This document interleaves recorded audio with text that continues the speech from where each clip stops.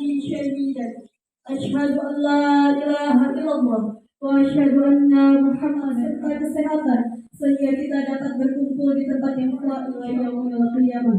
Amin amin ya rabbal alamin. Susunan acara pada pagi hari ini dengan membaca Al-Quran bersama. Assalamualaikum warahmatullahi wabarakatuh. Waalaikumsalam warahmatullahi wabarakatuh. Selamat pagi, salam sejahtera untuk semuanya. Selamat pagi.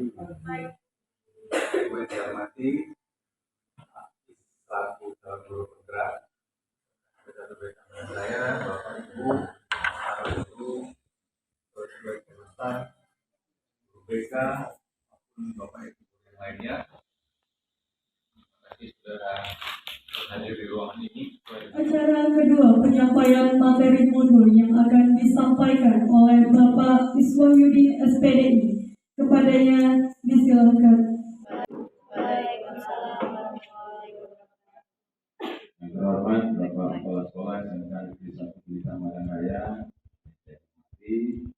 Bapak Ibu Wakil Kepala Sekolah, Pak Petir, saya hormati dan Bapak Ibu Kajur, dan Bapak Ibu Guru yang sempat hadir, Bapak Ibu Guru Wali Kelas yang sempat hadir yang saya hormati.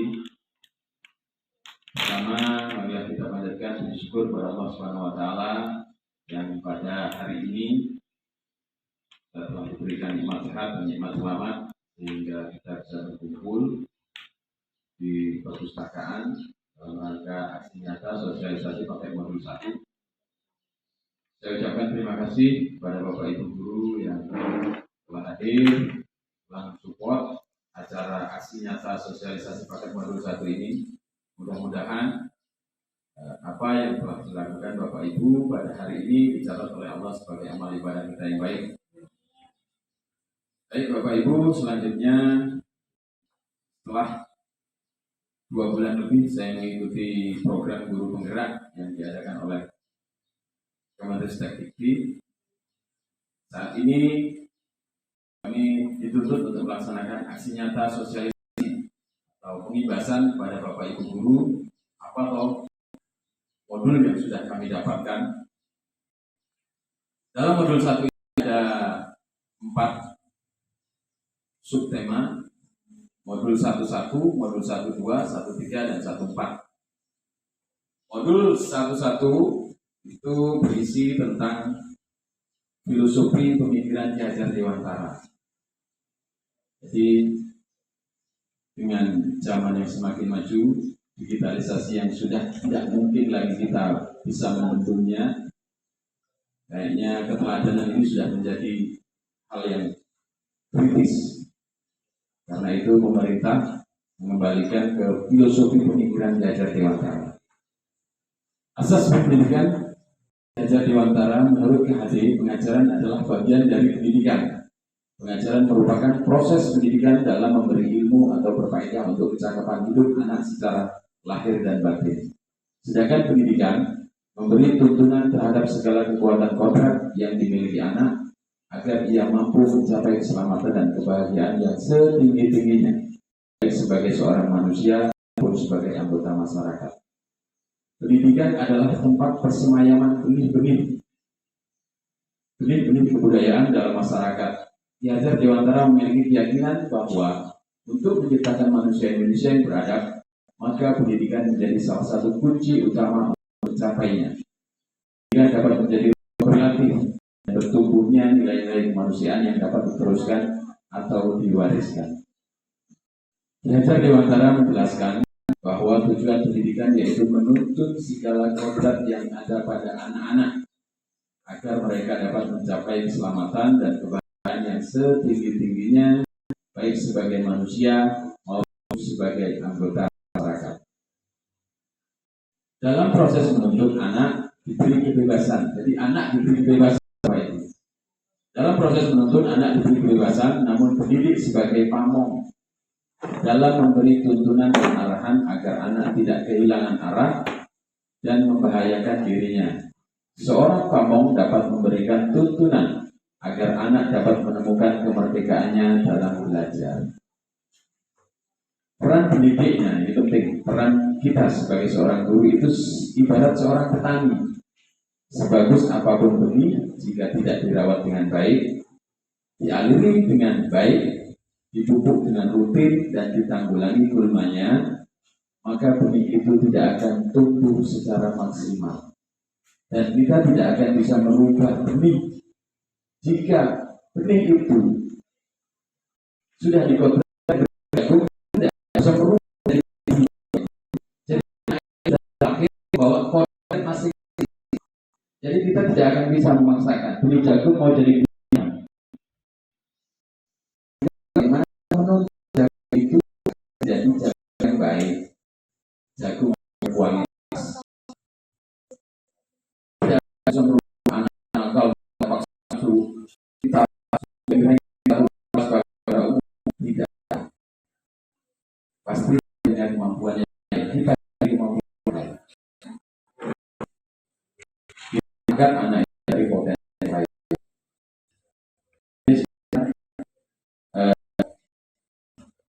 Kita tidak harus memaksakan, harus mampu secara kompetensi. Nilai raport nilainya harus 10. Contoh, kita paksakan anak untuk menyukai pelajaran matematika, sementara anak itu tidak suka dengan matematika, tapi dia punya kompetensi yang lain, dia punya kemampuan yang lain. Nah, kita angkat. Secara akademik anak tidak mampu,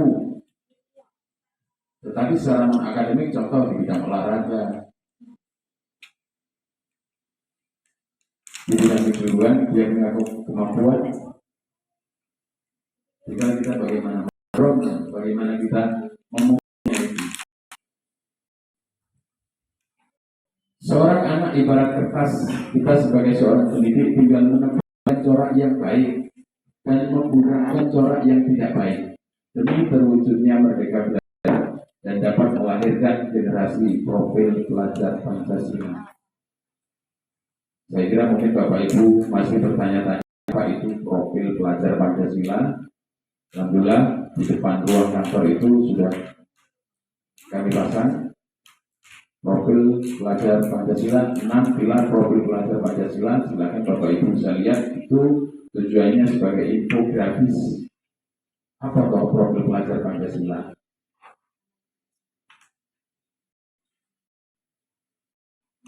Itu modul 1 tentang migran KD. Karena kita tidak bisa menggunakan. Jadi sudah saya sampaikan bahwa tidak akan bisa merubah benih gitu. Kalau tidak benih padi ya tidak akan kita bisa merubahnya dari benih jagung. Begitu juga sebenarnya. Tinggal bagaimana kita menanamnya, kita aliri air dengan baik,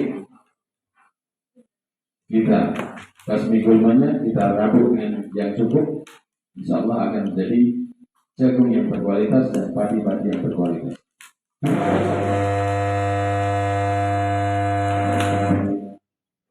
Di modul 1.1 nilai dan peran guru penggerak, saya bukan untuk guru penggerak, untuk seluruh bapak guru.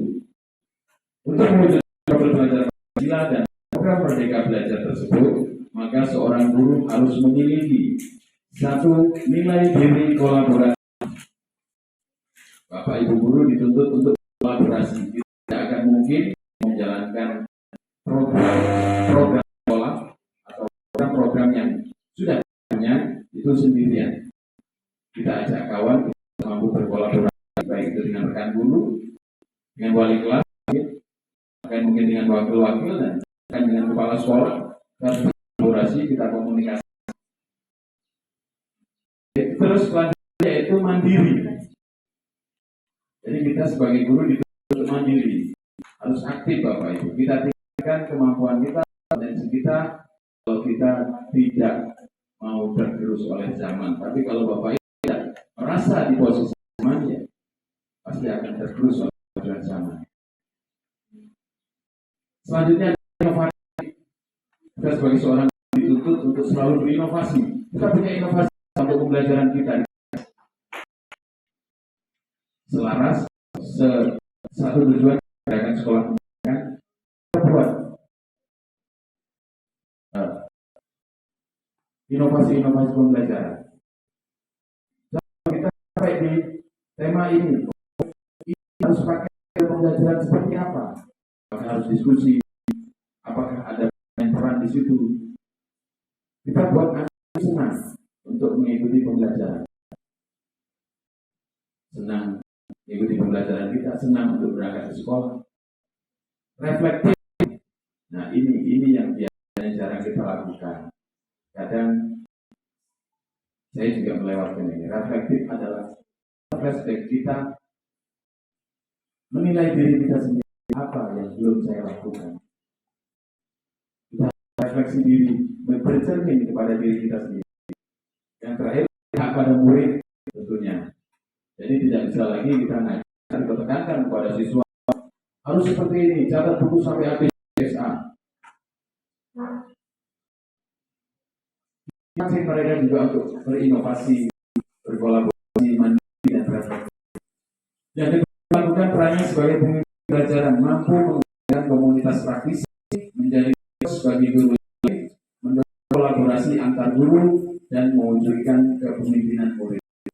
Kita bantu, kita dorong murid untuk menjadi pemimpin. Kita kasih kesempatan mereka untuk di depan. Terkadang siswa itu tidak pintar, tapi dia selalu tampil di depan. Kita dorong itu, diarahkan. Itu positif artinya. Untuk merealisasikan nilai dan peran dirinya, seorang guru penggerak harus berlatih, melakukan praktik dan berkolaborasi dengan guru lain untuk mengukur baik yang dilakukan sudah tepat dan sesuai dengan kebutuhan atau belum. Itu di modul 1.3 dalam nilai dan peran guru penggerak. Ini visi guru penggerak.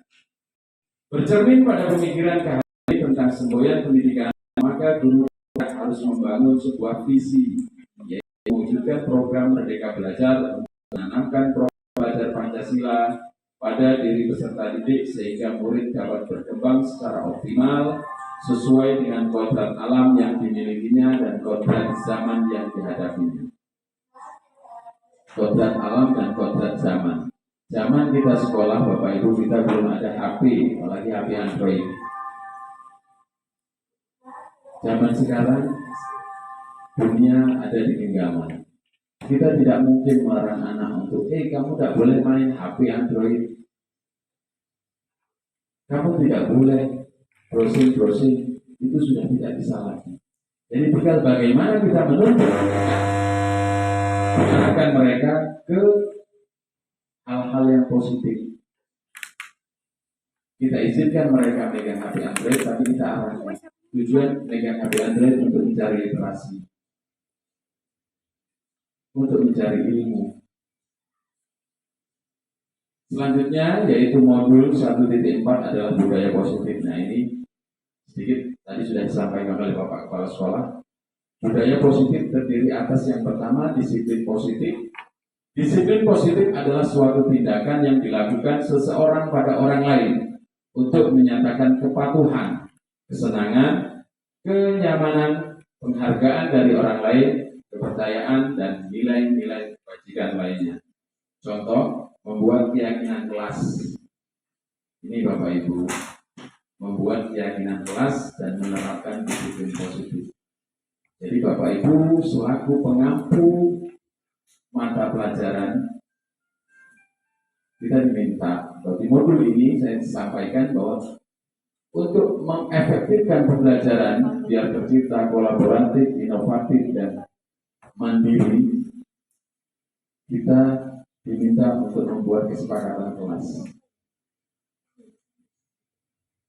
atau keyakinan kelas. Kenapa keyakinan kelas kok tidak peraturan kelas? Keyakinan yaitu nilai-nilai kebajikan atau prinsip-prinsip universal yang disepakati bersama secara universal, lepas dari latar belakang, suku, negara, bahasa maupun agama. Itu menurut Gosen. Suatu keyakinan akan lebih memotivasi seseorang dari dalam atau memotivasi secara intrinsik. Seseorang akan lebih tergerak dan bersemangat untuk menjalankan keyakinannya daripada hanya sekedar mengikuti serangkaian peraturan.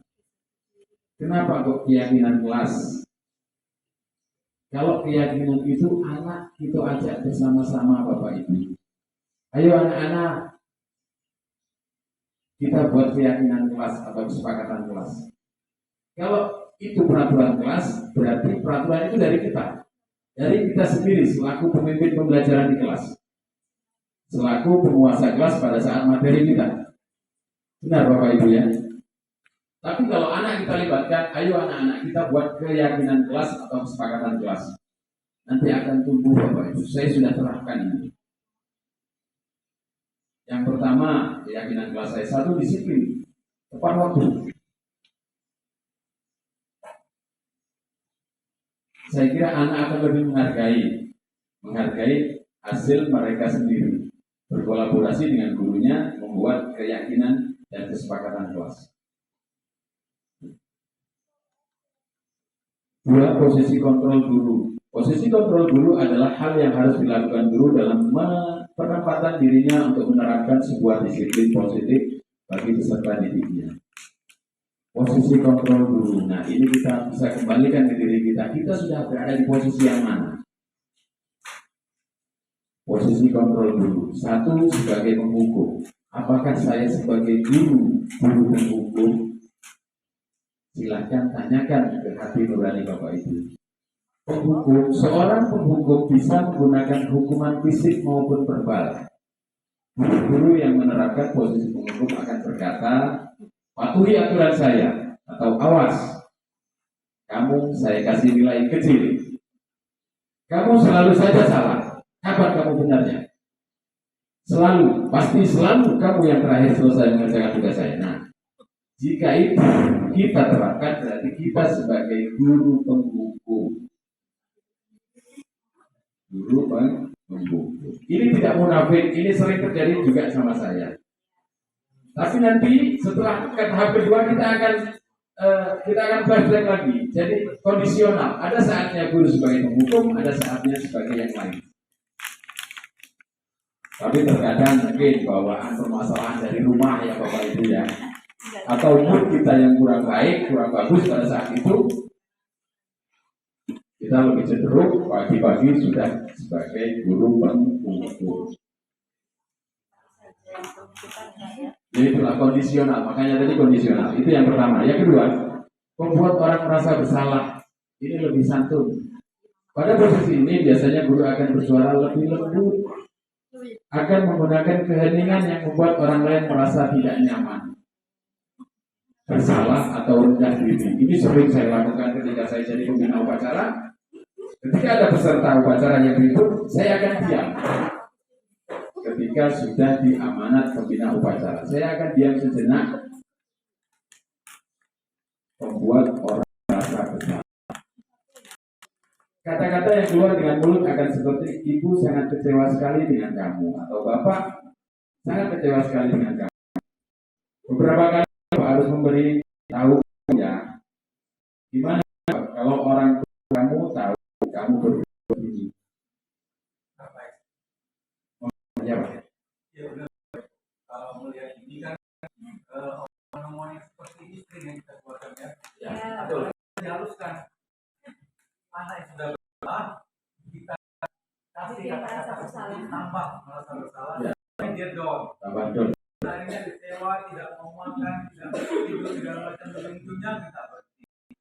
Nanti harus medis kata-kata ini menjadi lebih. Namanya kita sering kata-kata dilarang, jangan, tidak bagus. Dilarang buang sampah, bisa dirubah, buang sampah pada tempat. Dilarang ribut, kan bisa diganti kata-katanya ya, tertib dan tertib dan ikhlas. Ya, dilarang, jangan segala macam. Terus satu lagi Bapak Ibu, ada wali kelas kan? Ya. Ada beberapa Pak. Silakan kondisikan kelasnya itu sesenang-senangnya. Bolehlah ada perkembangannya, ada taman, segala macam lah boleh. Dikreasikan Pak ya. Mau ditempel-tempeli apa berarti sudah diizinkan sama Bapak Kepala Sekolah. Tetap ada aja. Nah, jangan nempel gambar Artis. enggak. Yang jelas ada kaitannya dengan pembelajaran dan pendidikan.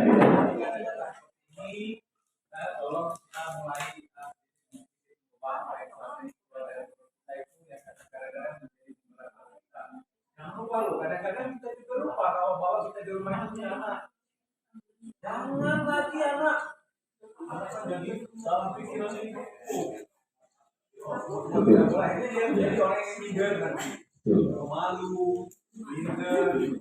Dan kalau bapak ibu menemukan anaknya itu jangan bangga bapak ibu kalau menemukan anaknya itu pindah-pindah tempat duduk, pindah-pindah. Ya artinya pikirannya terbatas. Harusnya kita bangga dengan anak yang lincah, yang dalam pemikiran kita itu nakal, bukan. Tapi pola pikirnya sudah mulai bergerak.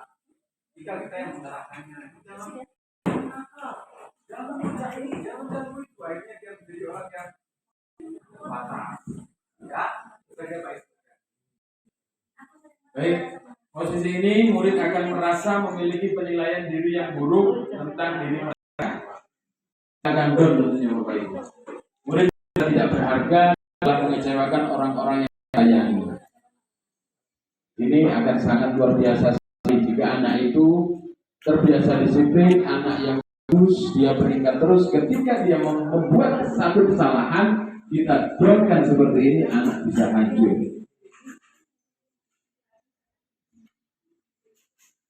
Yang ketiga, guru sebagai seorang teman.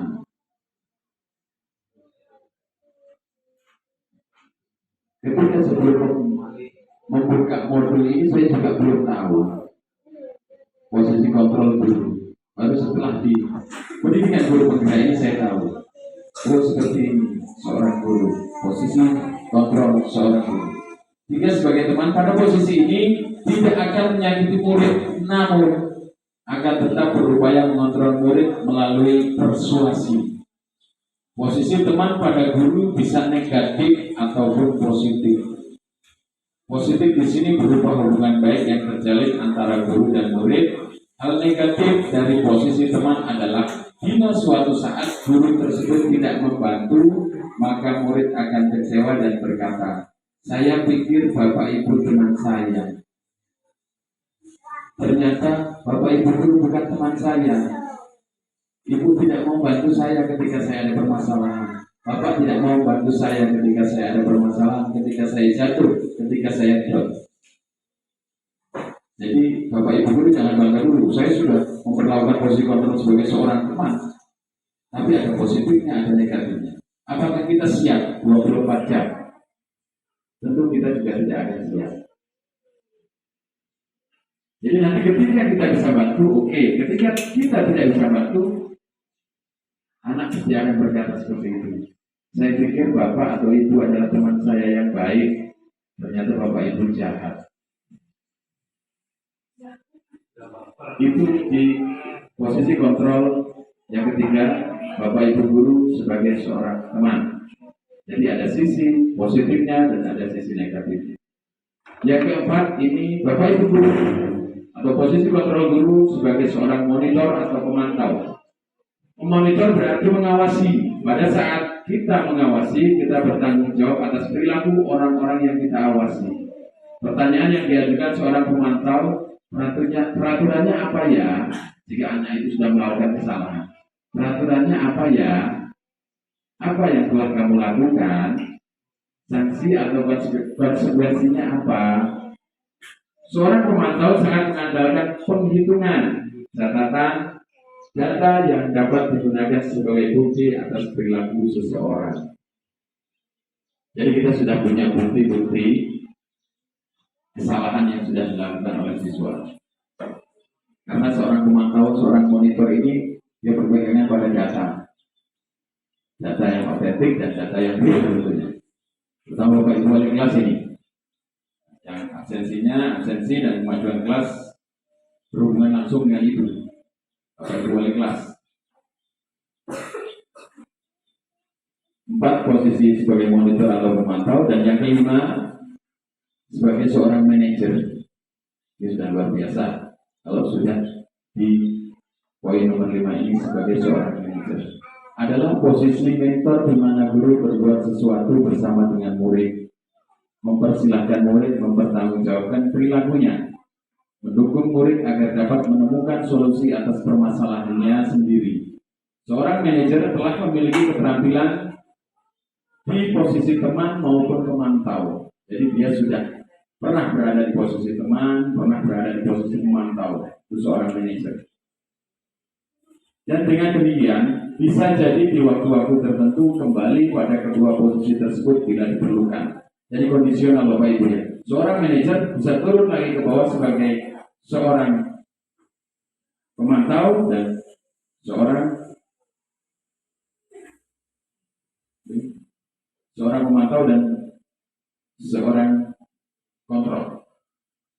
Di waktu tertentu kembali pada kedua posisi tersebut bila diperlukan. Namun bila kita menginginkan murid-murid kita menjadi manusia yang merdeka, mandiri dan bertanggung jawab, maka kita perlu mengacu kepada restitusi yang dapat menjadikan murid kita seorang manajer bagi dirinya sendiri, di mana manajer murid diajak untuk menganalisis kebutuhan dirinya maupun kebutuhan orang lain. Jadi murid diajak menuju proses dewasa untuk menyelesaikan permasalahan yang dia hadapi secara sendiri. Ini posisi kelima guru sebagai seorang manajer. Seorang manajer akan berkata, apa yang kita yakini kembalikan ke keyakinan kelas yang sudah kita buat. Jika siswa itu melakukan kesalahan, kita flashback, kita refleksikan ke keyakinan kelas yang sudah kita sepakati bersama. Apakah kamu meyakini keyakinan kelas yang sudah kita buat? Itu tujuannya ajak anak-anak bersama-sama keyakinan atau kesepakatan kelas. Jadi ketika mereka melakukan kesalahan, ajak flash, kita ajak kita refleksi diri. Kamu ini enggak? Keyakinan kelas itu buatnya bareng yuk bersama-sama dulu, bukan dari ibu saja, bukan dari bapak saja. Jika kamu meyakininya, apakah kamu bersedia memperbaikinya? Jika kamu memperbaiki ini, hal ini menunjukkan apa tentang dirimu? Apa rencana kamu untuk memperbaiki hal ini? Kita ajak kembali ke keyakinan kelas yang sudah kita sepakati. Itu posisi kontrol kita sebagai seorang guru, ada 5 Bapak Ibu. Selanjutnya yaitu kebutuhan dasar manusia. Jadi anak itu melakukan kesalahan pasti ada hal yang mendasari. Bahkan kita melakukan kesalahan juga ada hal yang mendasari. Kenapa kok kita melakukan kesalahan? Kebutuhan dasar manusia adalah usaha terbaik untuk mendapatkan apa yang kita inginkan. Di antaranya kebutuhan untuk bertahan hidup, kebutuhan cinta dan kasih sayang, kebutuhan kebebasan, kebutuhan kesenangan, dan kebutuhan kekuasaan. Kita flashback, kita kembali, kita bayangkan kita berada di ruang kelas. Anak-anak itu seperti itu, mereka punya kebutuhan. Jadi 5 kebutuhan ini, 5 kebutuhan dasar manusia. Berarti ada satu sisi yang mereka tidak terpenuhi mungkin di rumah. Kebutuhan untuk bertahan hidup, contoh. Ini saya kasih contoh. Ada anak yang dia selalu mengambil makanan kawannya. Karena kebutuhan dasar manusia itu berubah. Artinya dia mungkin tidak pernah dapat makanan seperti itu di rumah. Bisa saja ini Bapak Ibu. Yang kedua, cinta dan kasih sayang. Mungkin dia tidak dapat perhatian dari orang tua di rumah. Ayahnya terlalu sibuk, ibunya wanita karir. Pagi-pagi pulang petang, mencari sedang kaburnya. Ini harus diperhatikan. Kalau kita gali satu-satu, ke siswa kita pasti ada yang mendasari.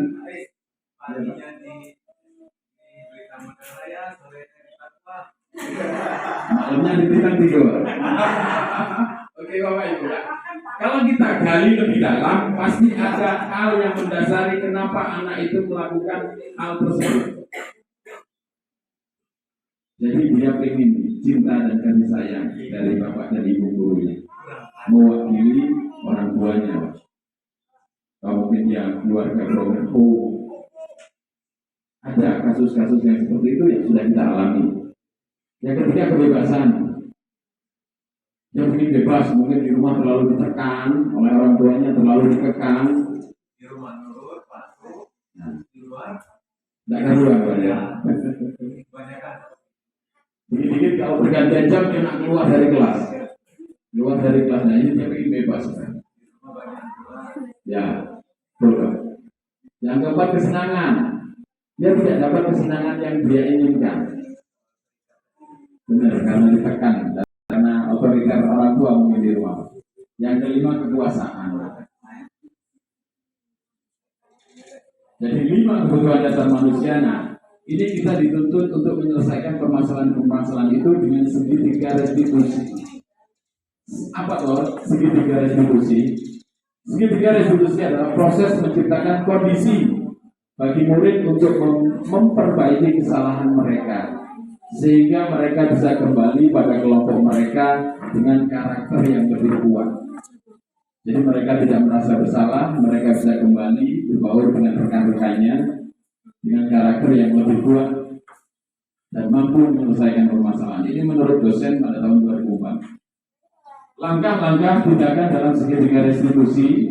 Yang pertama, menstabilkan identitas bertujuan untuk berubah dari posisi siswa dari gagal menjadi sukses. Bagaimana Bapak Ibu mengarahkan, membangkitkan semangat anak-anak yang sudah down tadi sebagai pelecut, sebagai semangat untuk mereka meraih kesuksesan. Validasi tindakan salah yaitu memahami kebutuhan dasar siswa yang menyebabkan siswa tersebut melakukan kesalahan karena kebutuhan dasarnya tidak terpenuhi. Dari 5 kebutuhan dasar tadi Bapak Ibu ya, bertahan hidup, cinta kasih, terus kebebasan, kesenangan dan kekuasaan. 5 ini kebutuhan dasar. Yang ketiga, menanyakan keyakinan yaitu identifikasi tentang apa yang anak inginkan di masa depan. Selanjutnya, guru meyakinkan mereka bahwa mereka mampu menjadi seperti apa yang mereka inginkan. Restitusi membantu murid menjadi lebih memiliki tujuan, disiplin positif dan memulihkan dirinya setelah berbuat salah. Ini Bapak Ibu, kita pastikan mereka, kembalikan ke mereka ke jalan yang benar untuk menggapai kesuksesan mereka. Semoga bermanfaat itu. Dan ini saya tampilkan video saya menerapkan segitiga restitusi yang sudah saya terapkan ke siswa tentunya. Mungkin nanti ke depan Bapak Ibu guru mata pelajaran atau Bapak Ibu wali kelas terutama yang menghadapi anak-anak yang banyak dan pasti berkesannya kepada kelas. Ini segitiga restitusi yang sudah saya lakukan, nanti Bapak Ibu bisa menanyakannya. Assalamualaikum warahmatullahi wabarakatuh. Perkenalkan, nama saya M.S. Wahidin, calon guru penggerak angkatan 4 Kabupaten Lampung Timur dari SMK Negeri 1 Belitang Madang Raya. Baik, di sini saya akan menerapkan skenario modul 1.4A7 demonstrasi kontekstual budaya positif dengan segitiga restitusi. Permasalahannya adalah ada salah seorang siswa yang sudah 3 kali pertemuan tidak mengikuti pelajaran saya. Siswa tersebut bernama Amin Rais. Baik, Amin Rais. Iya Pak. Mengapa Bapak manggil kamu? Tentunya kamu sudah apa maksud? Ya Pak, karena saya tidak masuk pelajaran Bapak selama 3 kali pertemuan Pak. Iya Pak. Dan pelajaran saya sedangkan pelajaran Bapak itu hanya satu kali. Menurut Amin, perbuatan yang Amin lakukan itu salah atau tidak? Ya Pak, salah Pak. Salah ya. Oke, Amin berbuat salah itu tidak masalah. Artinya tidak apa, bukan saya menganggap remeh suatu permasalahan, tetapi namanya manusia itu tentunya pernah membuat kesalahan dengan saya mungkin juga bahkan sekarang juga saya masih membuat kesalahan, tapi kita harus mempersikap bagaimana kita menyelesaikan permasalahan itu tanpa kita terjerumus dalam hal-hal yang negatif. Oke, Amin punya alasan tentunya ya. Mengapa kamu melakukan hal tersebut? 3 kali pelajaran saya tidak. Ya Pak, karena saya tiap malam itu sering main game dan mengganggu malam Pak. Jadi permasalahan kamu main game sampai batas waktu normal, kemudian kamu tidur terlalu malam dan pagi tidak sekolah. Artinya ketika main game itu kamu merasa senang. Ya Pak, saya merasa senang. Kamu puas di situ ya, dapat kepuasan di batin kamu. Iya Pak. Amin. Tentunya kita sudah membuat kesepakatan kelas. Ada salah satu poinnya yang harus kamu ingat berkaitan dengan yang sudah kamu lakukan. Ini salah satunya poin kesepakatan kelas. Disiplin waktu dan berperilaku, Pak. Disiplin waktu dan disiplin perilaku. Ya. Artinya kamu harus mampu manajemen. Bapak tidak melarang kamu untuk main game, tapi ada batasannya. Ada saatnya kamu main game, ada saatnya kamu harus istirahat, dan besok pagi kamu harus berangkat pagi, sehingga tidak menyebabkan kamu tidak terlambat menuju sekolah. Nilai apa saja yang sudah kita sepakati? Kamu bisa sebutkan 3 kesepakatan kelas. Bisa, Pak.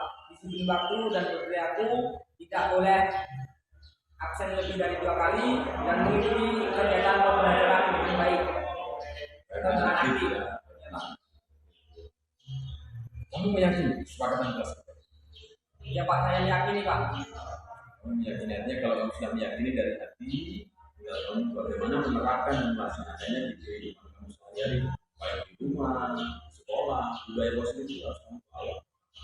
Jangan ketika kamu di sekolah kamu terapkan budaya positif, ketika nanti di rumah kamu tinggalkan budaya positif kamu. Jangan.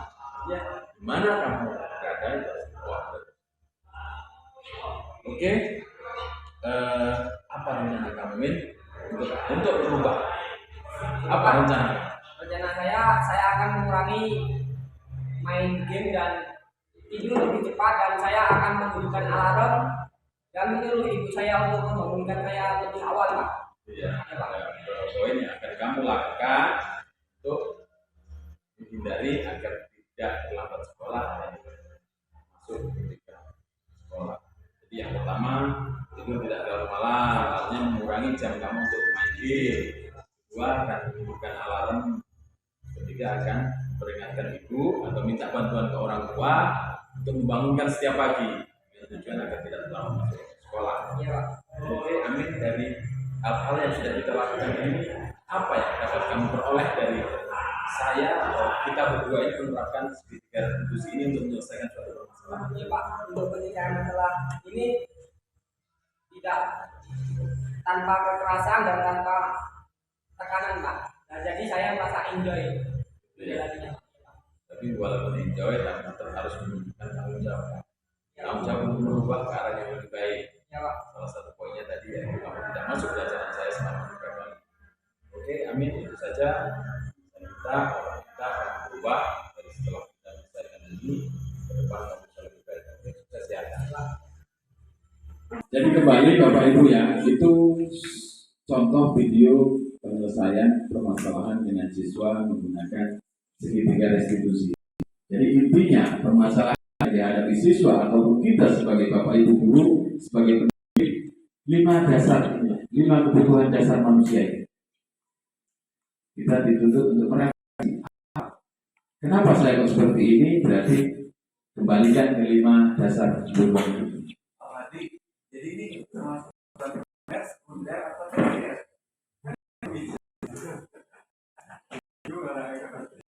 Kebutuhan untuk bertajuk, cinta dan kasih sayang, kebebasan, kesenangan dan kepuasan. Baik, Bapak Ibu, dari modul-modul tersebut, program budaya positif yang rencananya nanti akan kita terapkan, dan tentunya saya tidak akan mampu berdiri sendiri, tidak akan sanggup berdiri sendiri tanpa bantuan Bapak Ibu, baik Bapak Ibu kelas, wali kelas, Bapak Ibu guru mata pelajaran, Bapak kepala sekolah, wakilnya, Bapak Ibu Kacung, dan Bapak Ibu guru bimbingan. Program yang pertama sudah disampaikan oleh Bapak sekolah, banyaknya adalah peserta didik terbiasa menerapkan budaya 5S. Setiap pagi saya tidak saya serta Bapak Ibu guru tiket, guru bimbingan konseling, dan bantu guru yang lain yang sudah sempat hadir sebelum lonceng masuk untuk menyambut kedatangan siswa di gerbang sekolah, yaitu dengan 5S: senyum, salam, sapa, sopan, dan santun. Alhamdulillah pagi tadi Bapak Kepala Sekolah sudah mengawalinya. Mudah-mudahan ini menjadi titik keberhasilan untuk menerapkan budaya 5S. Amin. Tentunya saya berhubungan dari semua lini, mari kita mewujudkan profil Pancasila. Kalau kita perhatikan Bapak Ibu, sekarang ini kita Bapak Ibu guru bukan hanya satu sebagai sumber ilmu atau satu sumber ilmu. Anak-anak bisa Google itu lebih pintar dari kita Bapak Ibu. Murid tanya sampai 5 menit. Tanya sama Bapak Ibu guru, tanya habis maghrib, besok pagi jam 8, jam 9. Akhirnya dia tidak mau bertanya sama guru. Betul Pak. Akhirnya tidak mau bertanya sama guru, terus dia ambil kesimpulan, lah saya lebih baik tanya sama Google. Memang Google itu lebih pintar dari kita, tapi Google tidak punya hati nurani, tidak punya attitude. Google tidak mengajarkan hati nurani, tidak mengajarkan attitude, tidak mengajarkan sikap yang baik. Itu tugas kita sebagai Bapak Ibu guru. Dan itu sampai kapanpun tidak akan tergantikan Pak. Saya kira robot juga tidak bisa. Kalau kita tanya sama Mbak Google, lain yang kita tanya, lain yang muncul kan? Betul. Beda. Bukan hanya satu jawaban, banyak jawabannya kalau tanya sama Google. Itu Bapak Ibu, jadi kita sebagai paham. Yang kedua, literasi Islami, pembacaan juz amma sebelum pembelajaran dimulai pada saat lonceng masuk pada pagi hari. Terus bagaimana yang non-muslim? Kita kasih waktu untuk masuk ke ruang perpus. Silakan yang non-muslim membaca buku literasi pelajaran pada hari itu. Yang ketiga, peserta didik dan seluruh warga sekolah taat beribadah dan selalu melaksanakan perintah agama yang dianutnya. Dan ini sudah mulai berjalan, sudah dibuatkan jadwal masing-masing kelas untuk melaksanakan sholat zuhur secara berjamaah dan dipandu atau didampingi oleh wali kelas, termasuk ibu guru yang jadi wali kelas. Kami tulis di situ sebagai pendamping, meskipun nanti tidak bertindak sebagai imam, tetap imamnya seorang laki-laki dan laki-laki. 4. Peserta didik mampu berpikir aktif, kreatif, inovatif, dan mampu bertanggung jawab dalam pembelajaran. Pembelajaran di kelas dibuat diskusi dan memanfaatkan perpustakaan untuk menambah literasi. Selain diskusi, ya silakan Bapak Ibu guru berinovasi pembelajaran. Bapak Ibu bisa browsing, bisa cari literasi. Sekarang nyari literasi tidak harus ke tempatnya Bapak Ibu. Cukup kita duduk di tempat, kita main jari, sudah sampai kemana yang akan kita tuju. Kelima, program kelima, peserta didik memiliki kepedulian kecintaan terhadap kebersihan lingkungan sekolah dengan gerakan smooth. Sejenak memungut dilakukan pada setiap pagi ketika siswa memasuki gerbang sekolah. Sejenak memungut sampah yang ada di depan kita. Saya kira ini kalau kita sama-sama terapkan, tidak perlu lagi tukang kebun. Ya itu garis pokoknya saja Bapak. Tetap kita butuh dengan mereka. Kita tetap awali. Itu hanya sekedar saja. Kalau kita awali kan masih banyak pekerjaan yang tidak tercover. Jadi kita bisa mengawalinya. Yang keenam, peserta didik mampu bertoleransi, hormat menghormati dan bergotong royong antar sesama peserta didik dan seluruh warga sekolah dengan gerakan bertegur sapa jika bertemu dengan guru, teman dan seluruh warga sekolah. Kita tumbuhkan rasa empati peserta didik kita. Peserta didik yang ketujuh, peserta didik mampu hidup sehat, berpakaian rapi dan bersih. Nah ini. Misalkan saya harus teriak-teriak, tolong bajunya dimasukkan. Bapak Ibu guru yang lain kami tunggu teriakannya seperti itu. Jadi jangan tidak peduli Bapak Ibu. Kalau kita tidak memberikan contoh yang baik, mau siapa lagi? Jangan capek, jangan berhenti. Karena kalau dibiarkan, ya yang lain akan ikut-ikutan. Baju dikeluarkan semua.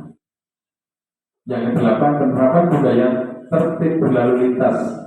Program jangka panjang ini masanya. Rencana dimulai pada tahun baru, tahun pelajaran 2022-2023. Diwajibkan untuk memakai helm ketika satu lagi mungkin itu setiap Jumat sudah beberapa Jumat ini dalam 1 bulan 2 kali Jumat untuk melaksanakan tahlil bacaan surat Yasin dan tahlil secara bersamaan.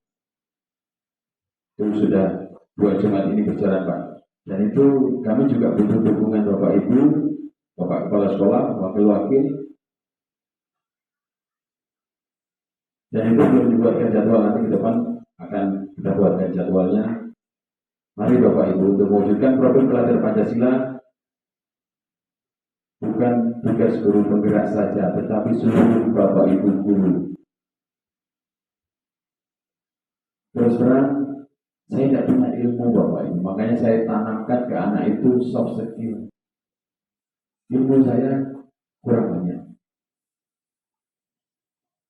Saya tanamkan, ayo kita taati peraturan sekolah. Saya yakin 1000 ilmu itu tidak akan ada gunanya. 1000 ilmu kita kasih ke anak itu tidak akan ada gunanya dengan 1 etika. Itu akan lebih berharga.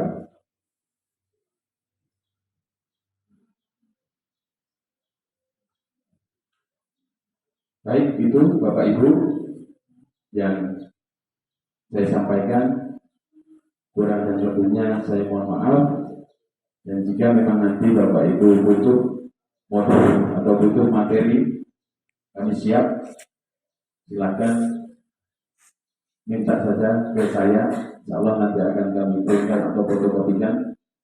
Mari kita bersama-sama merubah pendidikan Indonesia ke arah yang lebih baik dan lebih bagus lagi, dan bisa melahirkan profil-profil pelajar Pancasila. Amin ya rabbal alamin. Itu saja yang dapat saya sampaikan. Kurang lebihnya saya mohon maaf, dan kepada Allah saya mohon maghfirah. Akhirul kalam. Wassalamualaikum warahmatullahi wabarakatuh.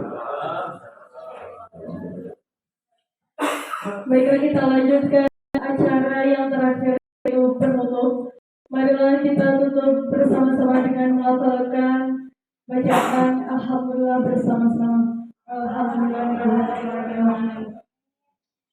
Saya selaku membawa acara, apabila ada salah kata, meminta maaf kepada Allah. Saya